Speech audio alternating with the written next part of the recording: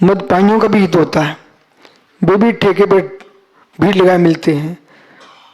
वो वाला हित नहीं चाहिए, जिनालय में भीड़ मिले वो हित चाहिए।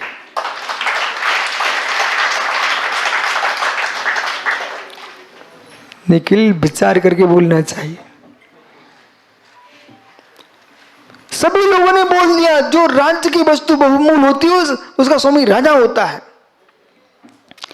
सभी ने बोल दिया जो राज्य की बहुमूल्य वस्तु होती है उसका मुखिया राजा होता है। पर राजा तो कामी था,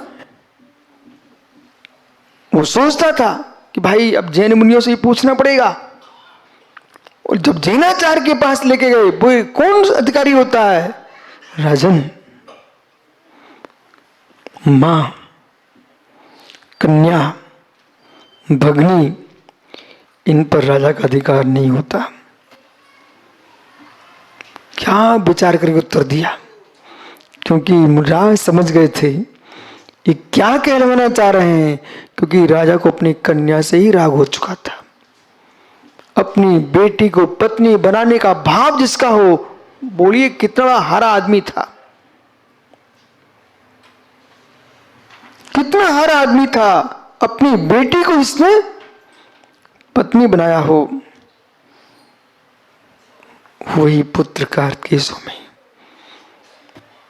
जिन्होंने कार्तिक परीक्षा ग्रंथ लिखा है। 11 वर्ष की उम्र में अपने पिता की कथा सुनकर के बालक घर से बाहर निकल गया, दिगंबर मुनि बन गया। उसने देख लिया नव कोदि होदि सृजनो, नव होदि कोई सृजनो, कोई सजन नहीं है चक्रेश, कोई सजन नहीं, विश्वासमान बालक।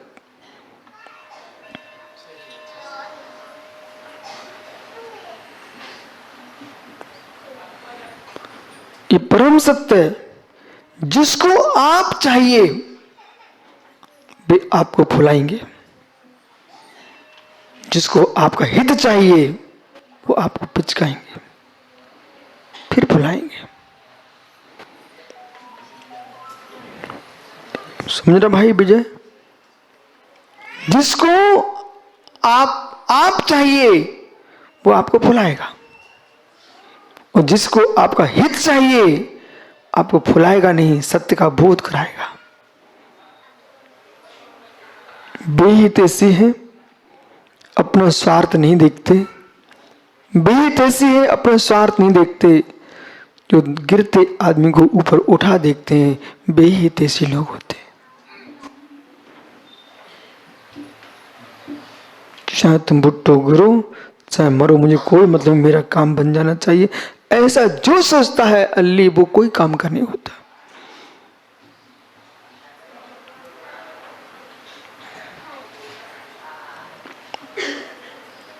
वे लोग सफल नहीं है कि तुम भी पियो तो मैं भी पीता हूं तुम्हारे साथ।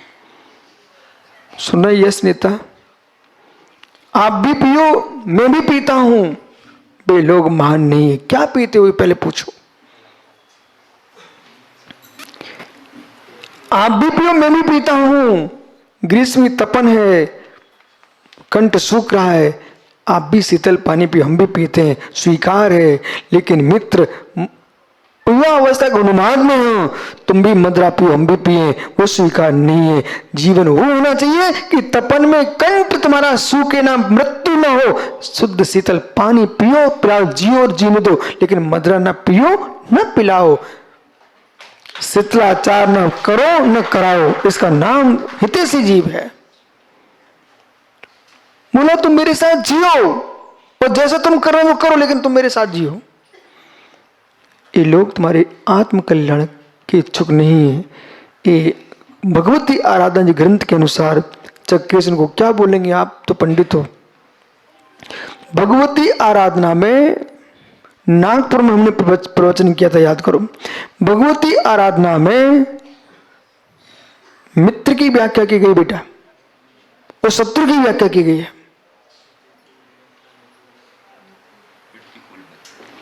अनुकूल शत्रु, प्रतिकूल मित्र। अप्पा साहब नोट करो मित्र। अनुकूल शत्रु, प्रतिकूल मित्र, नोट करो जल्दी। अनुकूल शत्रु, प्रतिकूल मित्र। अनुकूल शत्रु।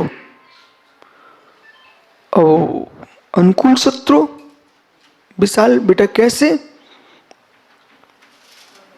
अनुकूल शत्रु, एक बालक कहता है मोंगना का पोता,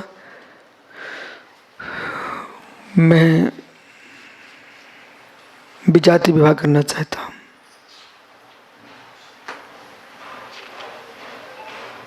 तो पड़ोसी बैठा था, हाँ ठीक ठीक, एक संख्या बढ़ेगी। अनुकूल शत्रु माना कि जो कन्या आई वो इनसे वजनदार निकल पड़ी, इनको नीचे रहना पड़ेगा, और जो संतान होगी जिनालय में अभिषेक करने नहीं आएगी, वो कहीं घंटी बजाने दूसरी जगह जाएगी। मालूम चला अनुकूल शत्रु ने क्या किया, एक वंश का नाश कर दिया। बालक विचार नहीं करना, ठीक है, खड़े हो जाओ। कारू सर, जैन कुल के बाहर नहीं जाना बेटा है, एक परिवार की रक्षा हो गई।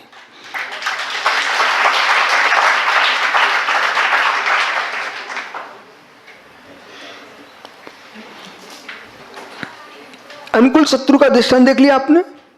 अनुकूल शत्रु मतलब लगता था मित्र जैसा, उसने कह दिया हाँ बराबर बहुत अच्छा, लेकिन हुआ क्या? अनुकूल शत्रु।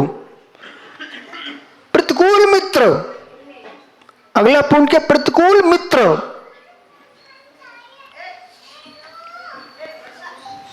मित्र दूसरे ने मना किया, नहीं तुम्हारे दादा इतने धर्मात्मा थे, गुरुजी हर समय नाम लेते रहते हैं, आप ऐसा नहीं कर सकते हो और मैं तुम्हारी शादी होने नहीं दूंगा। उसने ऐसा बोल दिया। बोले आप मंडप में भी होंगे, मैं चाल उठा ले जाऊंगा और तुमको उठा लाऊंगा। प्रतिकूल दिख रहा है कि नहीं? प्रतिकूल दिख रहा ना, लेकिन उसने तुम्हारे वंश की रक्षा की है। प्रतिकूल मित्र है वो, प्रतिकूल मित्र है। इसलिए चक्रेश में बहुत सारे लोगों से बोल देता हूं, जो तुम्हारे प्रभावना का तरीका है वो मेरी अप्रभावना है, मैं स्वीकार ही नहीं करता। बड़ौद में लोगों ने मेरे से कहा, बड़ौद में चतुर्मास में, महाराज जी यहाँ हजारों लोग झूमते हैं, आप ऐसे ऐसे काम करवा दो। मैंने कितने बजे होगा? बोले 7:30 बजे से 8 बजे तक चलेगा। मैंने कहा मुझे ऐसा करना नहीं है। बोले कोई नहीं आएगा। मैं टेंशन मत लो। जिस दिन बड़ौद से विदाई हुई उस दिन पूरी दिल्ली हिल गई थी। बोली बड़ौद में जनता कहां से आ गई? तो आदमी को धीर रखना चाहिए। चक्रेश ये जगत को बोलो धीर रखना चाहिए, जो धीर नहीं रख पाते हैं, प्रथम दिन बीज डालते ही गन्ने नहीं आते मित्र।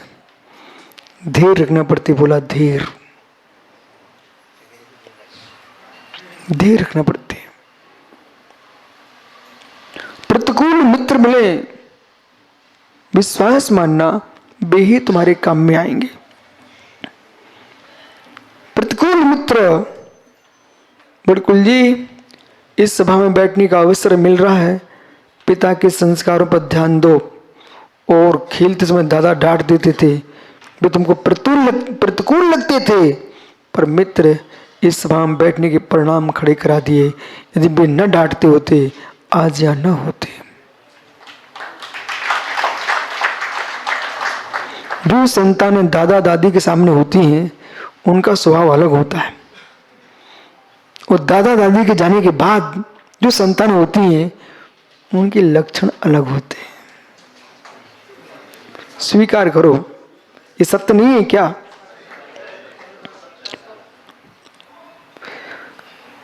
गुरु के साथ रहने वाले शिष्यों की परिणति अलग होती है, और गुरु से दूर रहने वाले शिष्यों की परिणति अलग होती है। और गुरु के पास न हो और श्रद्धा में गुरु बैठे हैं उनकी परिणति अलग होती है। कितनी दूर चले जाएं, दूर जा सकते हैं, हृदय से दूर गुरु होते ही नहीं है, इसलिए लौट के आ ही जाते हैं, क्या कर सकते।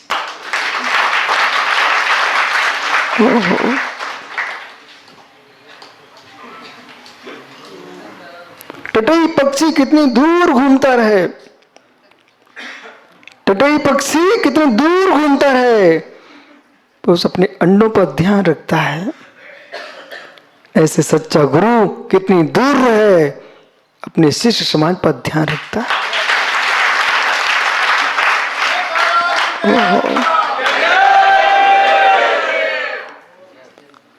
वो सागर क्या बोले यहां पर एक दिन, बोले हमारी नादनी उत्तर भारत दक्षिण भारत एक हो गई है। मित्र, टटही पक्षी कितनी अंडे थे पर सभी अंडों पर ध्यान रखती है। सच्चा आचार्य गुरु वही है, सकल समाज को एक रूप में देखे। ये न देखे कौन राजस्थानी, कौन कन्नड़ी, कौन महाराष्ट्रियन, कौन बुंदेलखंडी, ये लक्ष्य तुम्हारा है। मित्र, अंडे में आए बच्चे एक ही जीव नहीं होता। नाते पोते अंडे में आए बच्चे एक ही जीव नहीं होता। बोलो राकेश भाई। मांगलाल पंडित जी कहाँ गए? पंडित साहब, अंडे में आए बच्चे एक ही जीव होता है?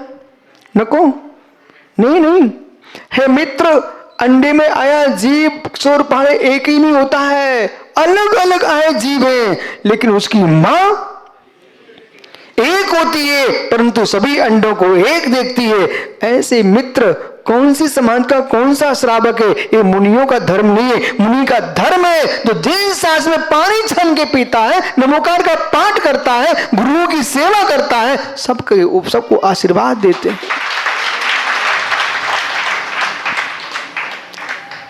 मात्र सिलबट्टे पर चटनी पीसो, समाज को मत पीटो।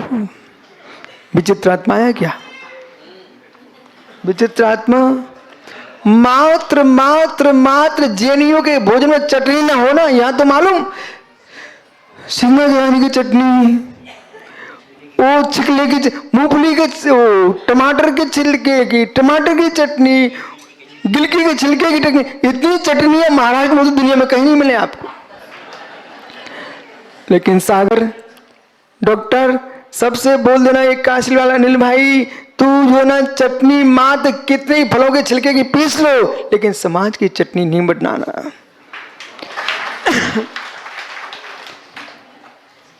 चटनी पिस के स्वाद देती है और समाज अखंडता में स्वाद देती है। अपने स्वार्थों के पीछे समाज का नाश मत देखना, अपने स्वार्थों के पीछे देश का नाश मत देखना। मित्र, भले आपका व्यय भी हो जाए तब भी समाज के देश के हित में ही सोचना, धर्म के हित में सोचना चाहिए। नंदन पंडित जी बराबर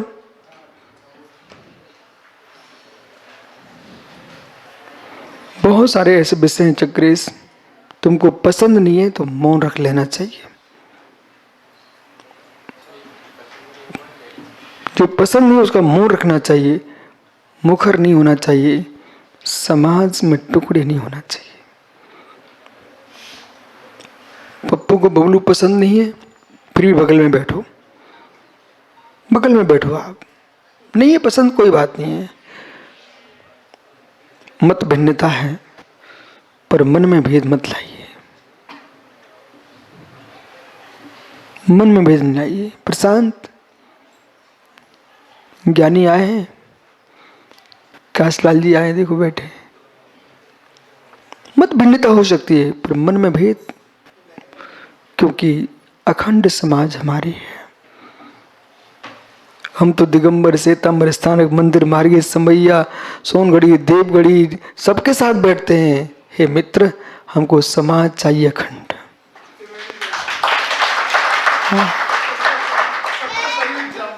विजय पावई मित्र, आपको मालूम है जिस क्षेत्र से आप आए हो उस क्षेत्र के समाज पूरे देश में है, और आपको अवसर मिल रहा है। यूं कहो कि मैं अपने बुजुर्गों से पुण्यात्मा हूं, आपको अवसर यही मिल रहा है। मैं अप्पा साहब से बोल रहा हूं कि नादनी के पंचड़क में देश में कहीं भी श्रावक नादनी का रह रहा हो, सागर उसको यहाँ आना चाहिए। पावई के समाज बुंदेलखंड में, बघेलखंड में, कर्नाटक में, महाराष्ट्र में, आपको पता भी नहीं है, बहुत समाज है। पूरे देश में तुम समाचार दो, जो वंश पावई के हैं उस पंचकर्म में सबको पहुंचना चाहिए। कहाँ आपके अध्यक्ष जी? आप अध्यक्ष हो क्या अभी? हैं? विजय अध्यक्ष? अरे विजय भाई तो खड़े हो जाओ। देश में मालूम, अहमदाबाद में, गुजरात में कितनी समाज है।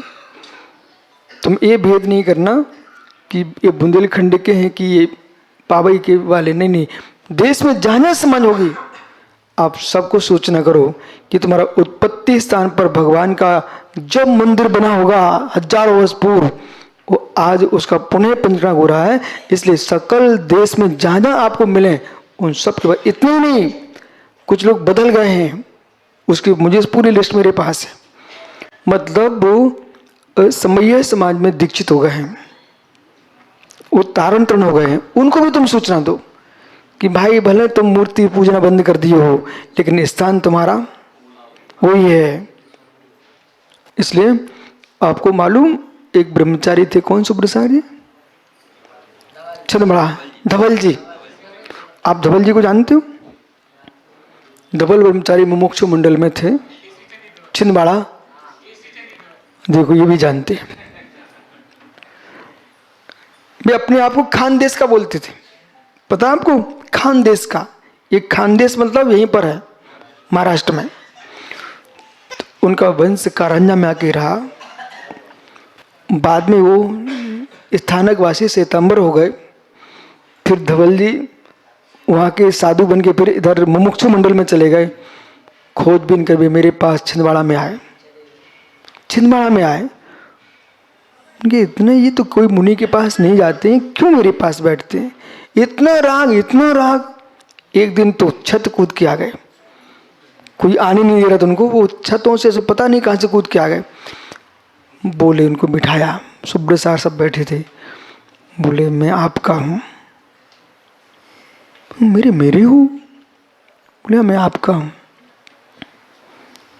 तो लोग हमको आने नहीं देते। फिर हमने कहा आप कैसे आ गए?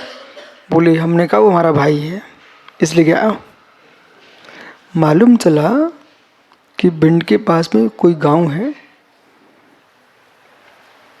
अगल पगल में कोई गांव है, बहुत सारे गांव हैं, गोरमी गोरम कुछ है।